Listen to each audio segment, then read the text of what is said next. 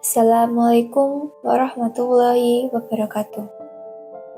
Teman-teman semua yang baru bergabung, saya ucapkan selamat datang dan selamat bergabung di channel Asmara TV.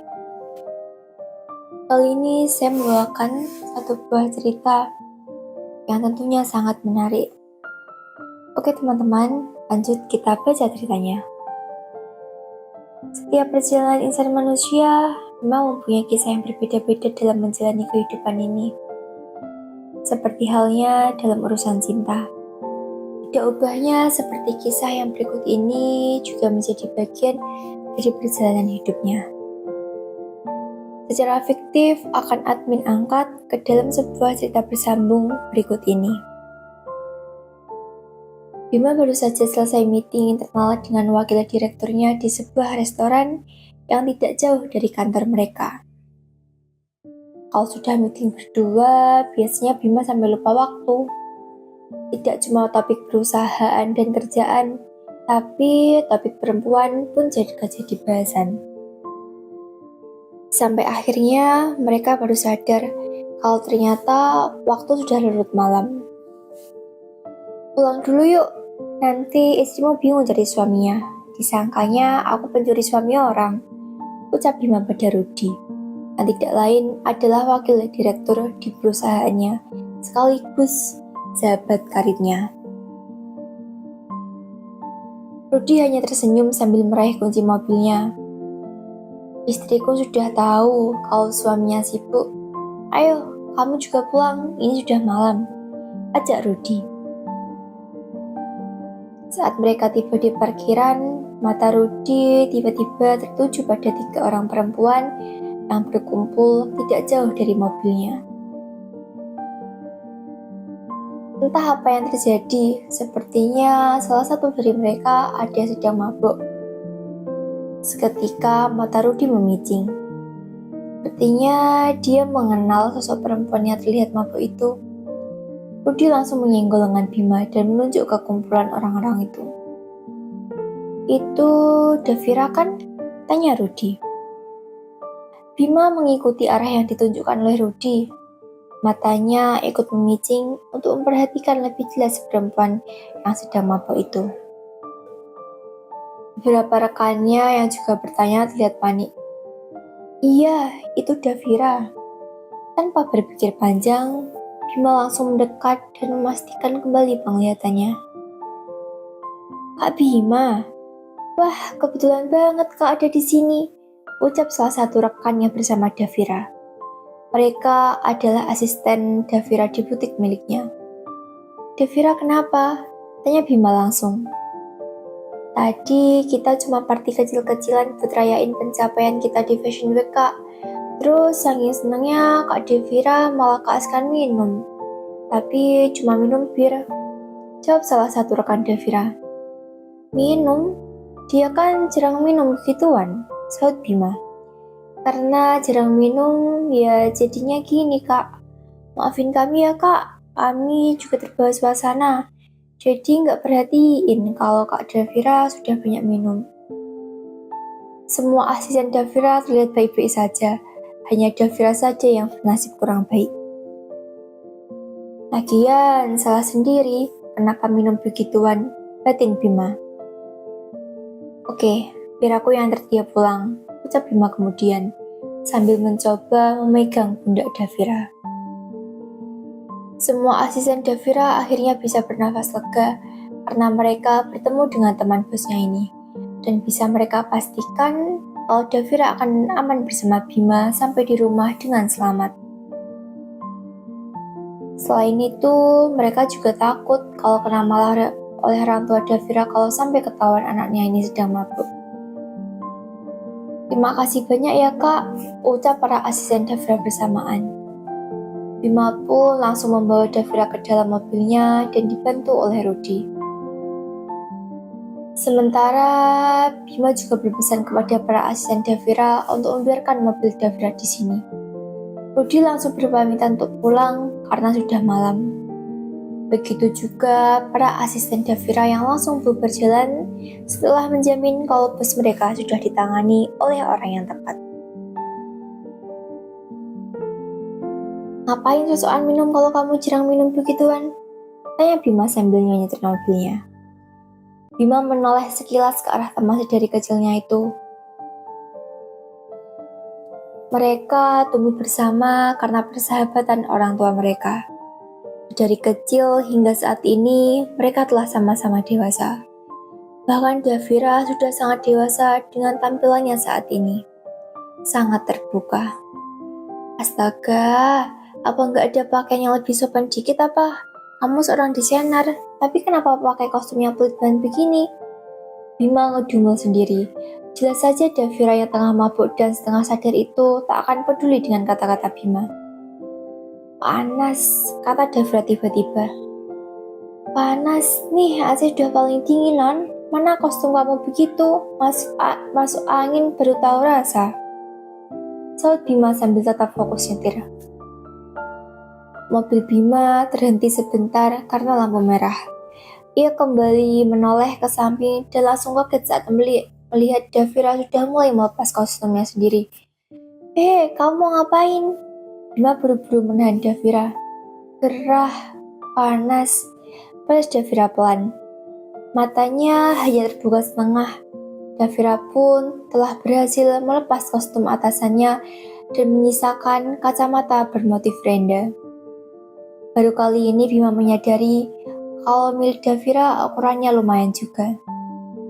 Tangan Davira kini bergerak lagi, tidak membuka kacamata miliknya. Stop, jangan gila dong, mbak gini juga kali, ini masih di jalanan Davira," protes Bima sambil menahan lagi pergerakan tangan Davira.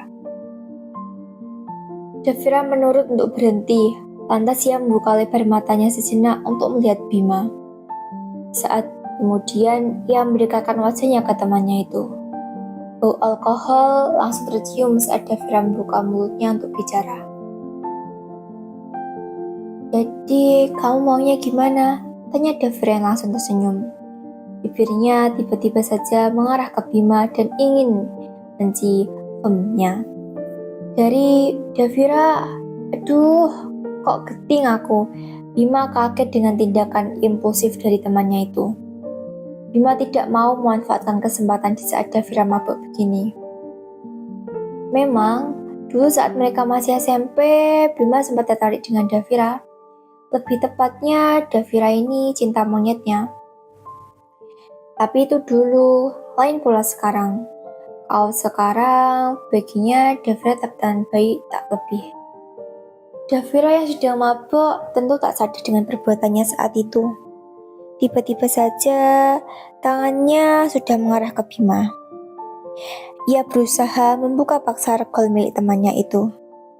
"Davira, hei Davira, sadar. Piye toki?" Bima berusaha menyadarkan temannya itu. Sayangnya lampu sudah mengarah ke warna hijau. Bima pun terpaksa melanjutkan mobilnya dan biarkan Davira bergerak sesuai kemauannya. Davira makin menggila dengan terus menghujam Bima dengan aksi-aksi hebohnya. Bahkan satu tangannya telah berhasil membuka engsel regol milik Bima. Rumah Davira lumayan jauh dari lokasi saat ini. Mungkin akan sampai 1 jam dengan menaiki mobil. Tempat yang paling dekat saat ini adalah rumah Bima. Rumah Bima yang jarang ditempati olehnya dan hanya dipakai sesekali. Ya, untuk begitulah. Bima akhirnya memutuskan untuk mengajak Davira ke rumahnya. Paling tidak untuk membuatnya sedikit sadar dari pengaruh alkohol. Was-was juga membawa Davira pulang dalam kondisi begini. Bisa-bisa mamanya syok di tempat jika pas ada di rumah. Sial, umpat Bima saat dia merasakan Davira telah menunduk ke bawah. "Davira, gila kamu." Umpatan Bima itu bercampur dengan suara darinya. "Kalau sudah begini, namanya membangunkan singa yang lagi tidur." Bima pun tidak lagi fokus menyetir mobilnya. "Oke, sebentar. Lagi kita sampai rumahku. Sudah kegilaan kamu ini, aku gak mau dituju macam-macam." Bima mendesis di sela umpatannya saat Davira makin gila. Padahal tadi Davira muntah akibat mabuk. Kenapa sekarang dia malah seperti menyukai sekali kegiatan itu? Sampai di halaman rumah, Bima mematikan mesin mobilnya. Ia juga mencoba menghentikan kegiatan Davira. Beruntung, Davira langsung menghentikan kegiatannya. Bima hanya meringis saat melihat kondisi Davira seketika itu. Sementara Davira yang masih setengah sadar langsung menyadarkan kepalanya di pundak Bima. Bagaimanapun, Bima adalah laki normal. Yang jelas saja sudah dipancing begitu hebatnya oleh Davira. Bukannya ini harus dituliskan sampai selesai, ucap Bima menjadi setengah menantang. Niat baik Bima di awal tiba-tiba saja berubah menjadi niatan yang lain. Aku mau kamu, ucap Davira tiba-tiba sambil memeluk Bima dari samping. Sehingga di luar kesadarannya, dia melampiaskan keinginannya jauh dari kebiasaan yang Bima perkirakan. Dan dibawalah Davira ke rumah Bima pada malam itu. Pagi harinya, Davira perlahan membuka matanya sambil sedikit menguap.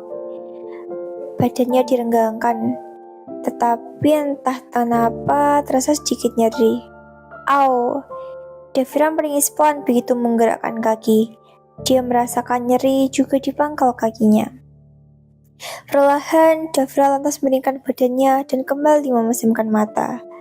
Rasanya sangat berat untuk beranjak dari kasur ini. Badannya nyeri, kepalanya terasa berat. Mungkin itu juga yang membuat kasur ini terasa empuk dan nyaman, hingga membuatnya malas untuk bangun. Saat Davira menghadap ke kiri merasa sudah memeluk bantal guling, dia merasakan bantal guling miliknya itu berubah tekstur. Lebih besar, lembut, dan ada guratan kotak-kotak. Tangan kanan Davira terus merabanya, sementara dia sendiri masih menutup mata seperti terasa mimpi. Aku masih ngantuk, Davira. Suara para laki-laki terdengar tepat di sebelah Davira. Tidak berselang lama, bantal guling di sebelah Davira pun berpindah posisi sendiri dan bisa memeluk balik Davira. Sempurna saja Davira membuka lebar kedua matanya dan diperhatikan dengan seksama sosok yang kini sedang tertidur di tepat di sampingnya itu. Betapa kagetnya Davira saat menyadari kalau sosok itu adalah temannya sendiri, yang kini sedang mendengkur halus. Ditambah lagi tangannya memeluk pinggang Davira dari samping. Davira masih belum paham apa yang telah terjadi. Kenapa temannya ini bisa ada di sisinya? Beberapa detik kemudian, Davira menyadari kalau kulitnya langsung menempel pada selimut yang dia pakai. Davira pun mengintip sambil membuka sedikit selimutnya.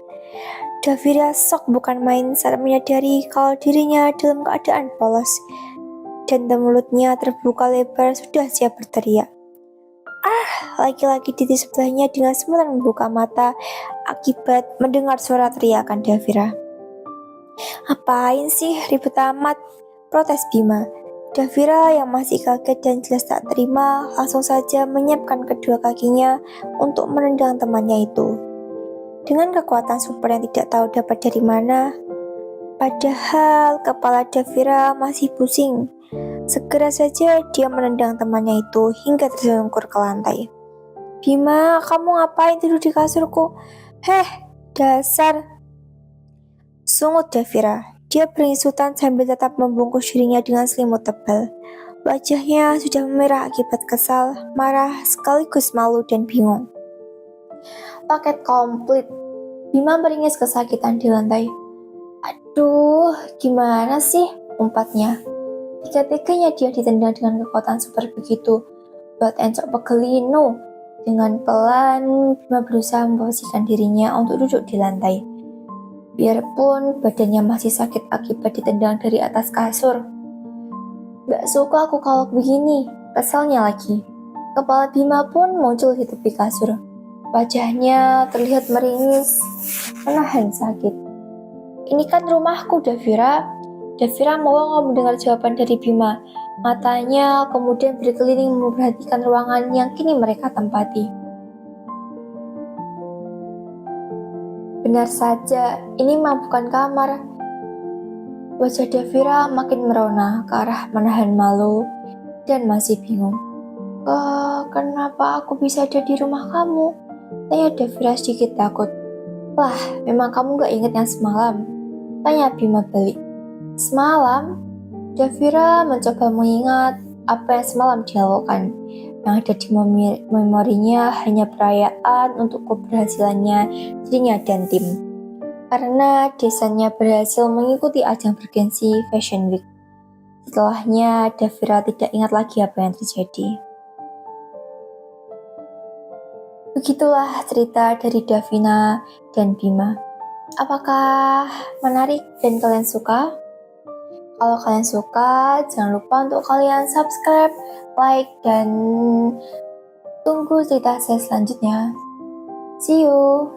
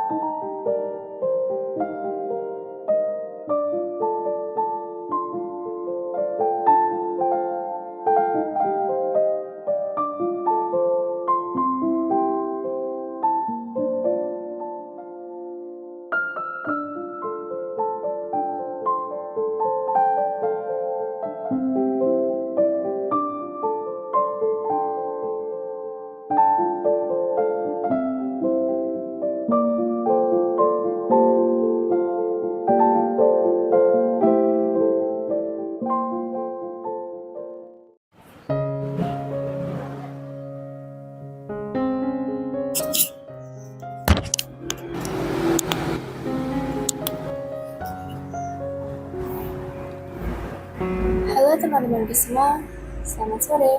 Selamat datang dan juga selamat bergabung di channel Asmara TV. Teman-teman, bagaimana kabar kalian? Semoga kalian di sana sehat selalu, diberikan rezeki yang melimpah, juga selalu diberikan umur yang panjang. Oke teman-teman, lanjut kita baca ceritanya ya. Sudah hampir 6 bulan ini, pemuda yang bernama Arda tinggal di tempat kos seorang wanita yang bernama Bu Desi. Arda bisa tinggal di tempat kos Bu Desi awalnya secara tidak sengaja saat bertemu Bu Desi di pasar. Waktu itu Bu Desi kecopetan terus berteriak. Kebetulan saat itu Arda ikut menolong menangkap copet. Lalu mengembalikan dompet Bu Desi terus ngobrol sebentar. Karena kebetulan Arda lagi cari tempat kos yang baru, dan Bu Desi mengatakan dia punya tempat kos atau bisa dibilang rumah bedengan yang dikontrakkan. Akhirnya jadi deh Arda tinggal di kosan Bu Desi. Bu Desi itu lumayan baik terhadap Arda, kelewat baik malah. Karena sampai saat ini Arda sudah telat bayar kos selama 3 bulan, Bu Desi masih adem-adem aja. Mungkin masih teringat pertolongan Arda waktu itu. Tapi justru Arda yang tidak enak. Ya mau gimana lagi? Memang duit lagi syarat. Akhirnya Arda lebih banyak menghindar untuk ketemu langsung dengan Bu Desi. Sampai suatu ketika, waktu itu hari Minggu, sore jam 4. Arda masih tiduran dan malasnya di kamarnya. Kebetulan tempat kos itu berupa kamar tidur dan kamar mandi dalam. Terdengar pintu kamarnya diketuk-ketuk. Lalu suara Bu Desi yang memanggil. Arda, ada di dalam gak? Sontak Arda bangun. Yah, bisa banget kalau nanyain uang sewa kos ini, pikir Arda. Dengan cepat Arda meraih handuk dan pura-pura lagi mandi. Siapa tahu nanti Bu Desi pergi sendiri, hatinya. Setelah Arda masuk kamar mandi, kembali terdengar suara Bu Desi. Kamu lagi tidur ya? Dari kamar mandi, Arda menyahut sedikit teriak. Lagi mandi Bu, sesaat tidak ada sahutan. Tapi kemudian suara Bu Desi jauh lebih dekat. Ya udah, mandi aja dulu Ibu tunggu di sini ya. Ternyata Bu Desi masuk ke kamar karena Arda lagi lupa nggak mengunci pintu. Buset dah, paksa bener harus mandi nih, pikir Arda. Sekitar 30 menit Arda di kamar mandi. Sengaja mandinya agak dilamain dengan maksud siapa tahu Bu Desi bosen terus gak jadi nunggu. Tapi rasanya percuma berlama-lama. Bu Desi sepertinya masih menunggu. Akhirnya keluar juga Arda dari kamar mandi dengan hanya mengenakan handuk yang melilit di pinggang. Maklum, tadi tidak sempat ngambil baju karena terburu-buru. Bu Desi hanya tersenyum manis melihat Arda yang salah tingkah. Lama juga kamu mandinya, Bu Desi membuka pembicaraan. Pasti bersih banget ya, ada Bu Desi sambil tersenak melirik Arda. Itu bisa aja, biasa aja kok Bu.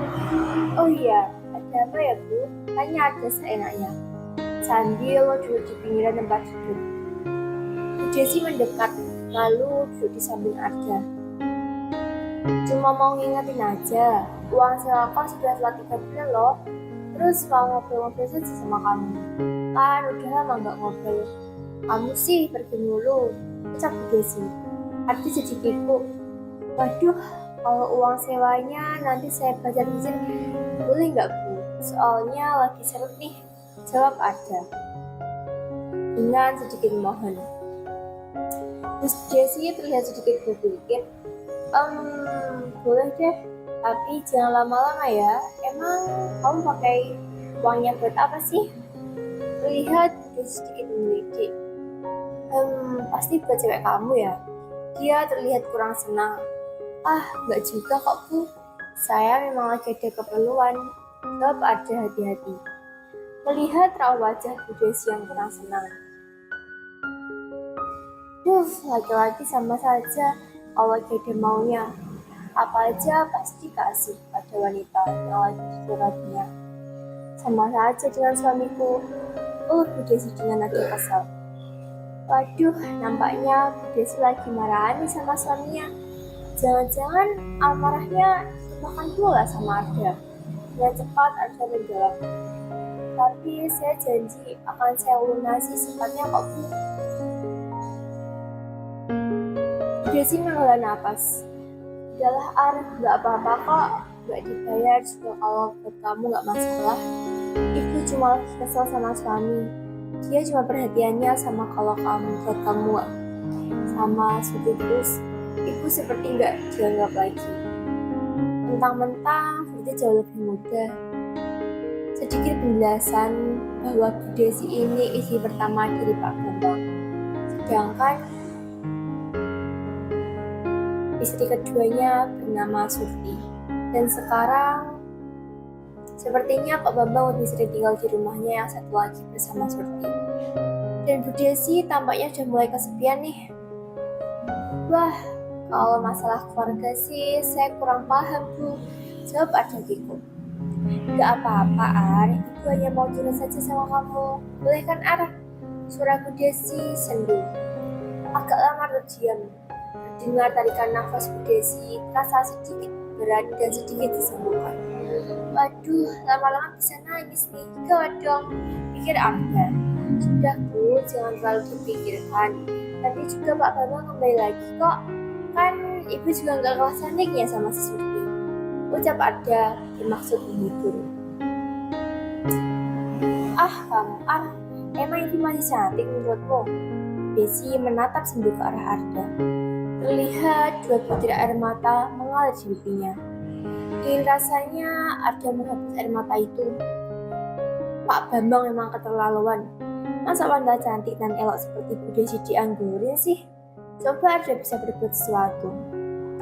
Buset, kenapa pikiranmu jadi ngelantur gini sih? Batin Arda dengan sedikit gugup. Arda menjawab, iya kok Bu, aku masih cantik. Kalau aja Ibu masih gadis, mungkin aku yang duluan tergoda. Ups, maksud hati ingin menghibur, tapi kenapa kata-kata itu yang keluar dari mulutku? Berutu Arda dalam hati. Arda jadi panik. Jangan-jangan Bu Desi marah dengan ucapan Arda, tapi ternyata Arda salah. Karena Bu Desi malah tersenyum manis sekali dengan deretan gigi yang putih dan rapi. Ih, kamu Arda bisa aja menghibur. Iya juga sih, kalau masih gadis bisa aja tergoda. Pantes saja suamiku gak ngelirik Ibu lagi. Habisnya udah tua sih. Mana wajah Bu Desi berubah sedih lagi. Kalau menurutmu, apa Ibu gak menarik lagi? Tanya Bu Desi sambil berdiri, kemudian menatap Arda minta penilaian. Terang saja Arda makin bingung. Wah, saya mau ngomong apa ya Bu? Takutnya nanti dibilang lancang. Tapi kalau boleh jujur, Ibu cantik banget, seperti masih umur 30 tahunan. Bu Desi tampaknya senang dengan pujian itu. Kamu ada-ada saja, Ibu sudah 45 tahun loh. Emang Arda lihat dari mananya bisa bilang gitu? Arda jadi cengar-cengir. Itu penilaian laki-laki loh Bu, saya malu mau bilanginnya. Bu Desi kembali duduk mendekat. Sekarang malah sangat dekat, hampir merapat ke Arda. Sambil berkata, gak perlu malu, bilang aja.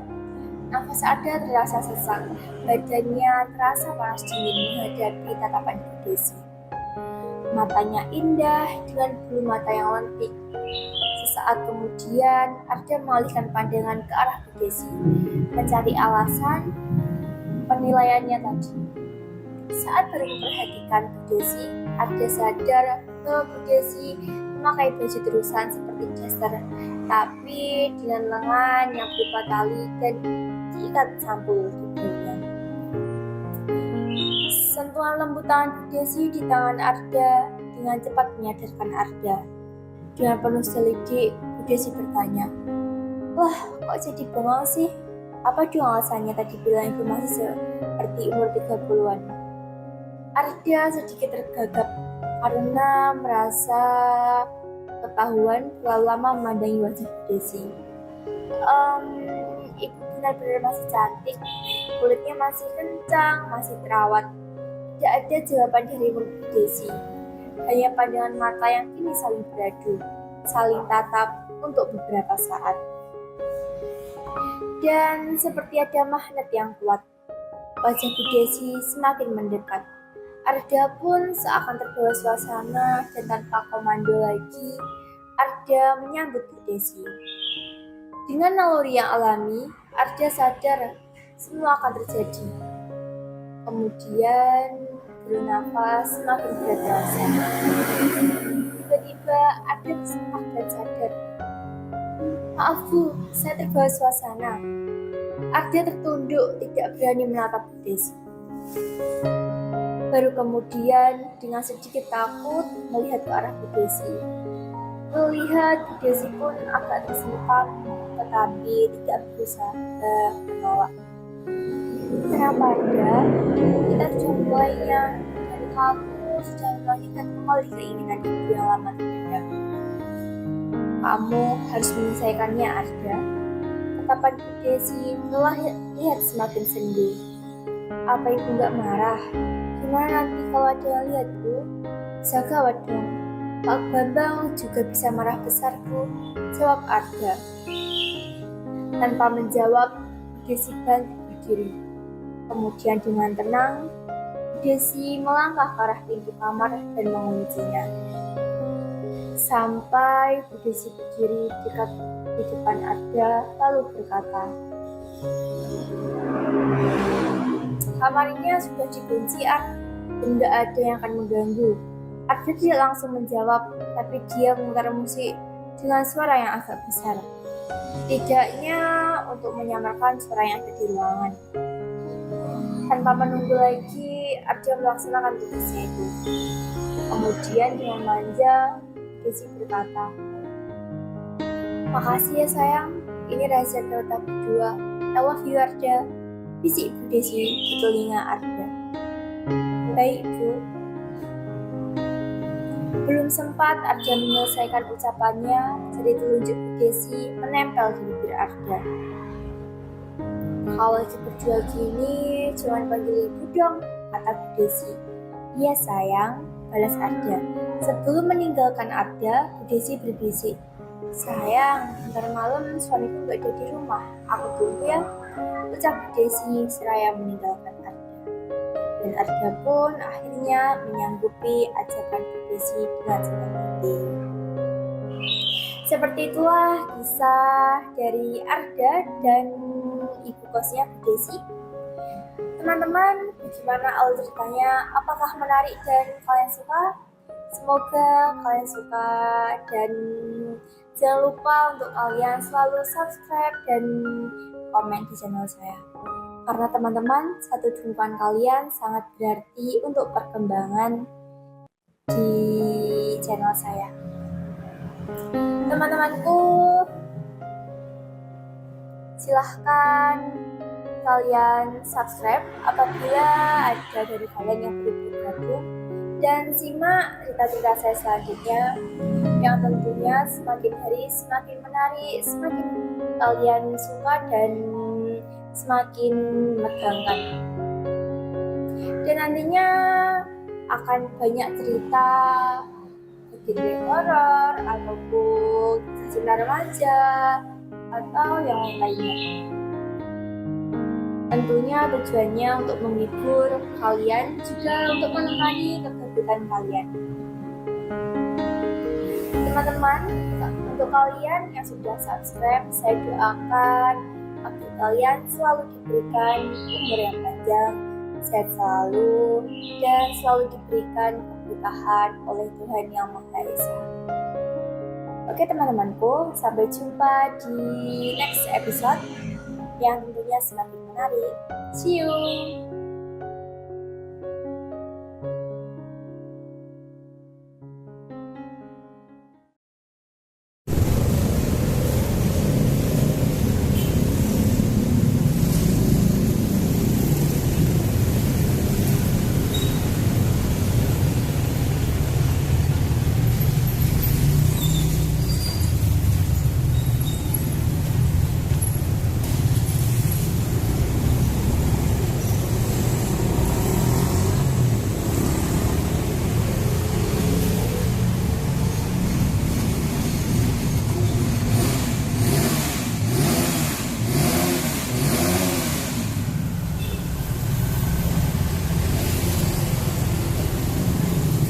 Halo semuanya, selamat datang. Berjumpa kembali di Asmara TV. Di channel ini kita akan membahas seputar vlog dan juga cerita.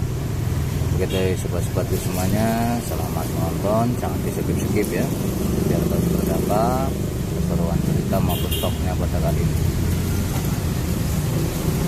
Dan jangan lupa untuk di like ya, dan juga di subscribe channel Asmara TV ini. Selamat menonton, semoga semua Anda bisa terhibur.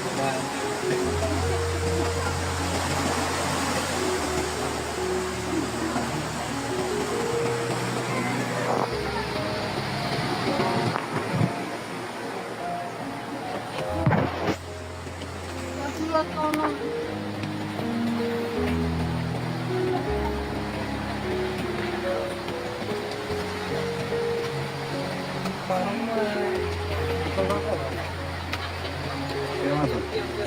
Mbah anak. Iki lho rokok isih anak.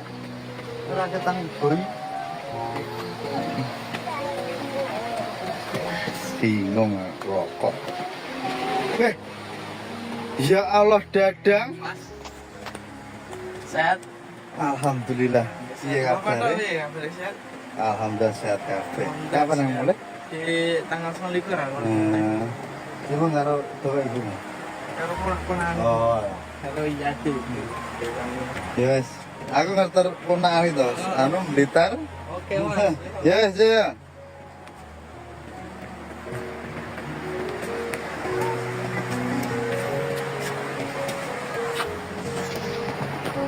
Di Pak Sulipi yang murid-muridku. Sampai negeri ya sekolahnya. Ya aku seneng kono.